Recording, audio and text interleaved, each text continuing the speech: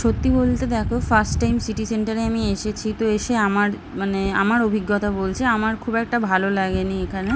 তো এর থেকে আমাদের সাউথ সিটি মল, মানে অ্যাক্রোপলিস, এগুলো অনেক ভালো। তো আমার এখানে খুব একটা ভালো লাগেনি, মানে দোকানপাট সবই আছে এখানে, কিন্তু তাও জানি না কেন আমার খুব একটা ভালো লাগেনি। তাও যাই হোক, এতটা দূরে এসেছি ওই জন্য ঘুরে গেলাম। তো তোমরা কারা কারা এসেছো সিটি সেন্টার 2-তে তো জানিও।